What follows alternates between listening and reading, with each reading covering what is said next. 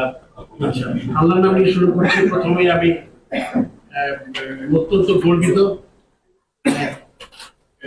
আজকে একটা অত্যন্ত গুরুত্বপূর্ণ দায়িত্ব আমাকে দেওয়া হয়েছে, যেটাতে আমি দীর্ঘ, যদি আমার প্লেইং ক্যারিয়ার ধরি ৮৩ থেকে আজকে ৪৪-৪২ বছরের বেশি হবে, বিভিন্ন পরিক্রমায় আমি খেলেছি, অধিনায়কত্ব করেছি, তারপর আপনার সিলেকশন কমিটি ছিলাম ২ টার্ম, এবং সবাই জানে ২ টার্ম, আমি ৩ টার্ম করেছি। মাঝখানে একটা ছোট্ট একটা টার্ম ছিল যখন আমার প্লেইং ডে ছিল তখন।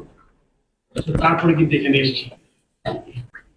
আমরা সবাই জানি যে আমাদের বাংলাদেশের মতো পটেনশিয়াল একটা দেশের আমরা কিন্তু যতটুকু করার কথা ছিল আমরা অতটুকু করতে পারিনি। কিন্তু এটা বলার সাথে সাথে এটাও বলতে চাচ্ছি আমি যে আমাদের কিন্তু সাফল্য একদম কম না।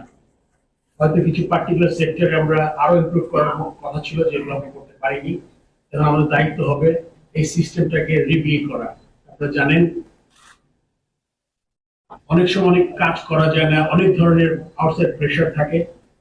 আমি আশা করব যে এইবার আমি সভাপতি থাকা অবস্থায় যতটুকু সম্ভব একটা সুন্দর সিস্টেম দাঁড়া করাতে চাই। এবং আপনার এটা পুরনো কথা যে আমি যে একটা সিস্টেমের বিরুদ্ধে লড়াই করে কিন্তু আমি পদত্যাগ করেছিলাম, সেটা তো আমাদের সবচেয়ে বড় প্রায়োরিটি থাকবে, যাতে সিস্টেমটা আমরা তৈরি করতে চাই। আমি এটাও চাই যে আমাদের আলোকপাত করতে আমাদের যেই গঠনতন্ত্রটা আছে, যার মাধ্যমে আমাদের আমরা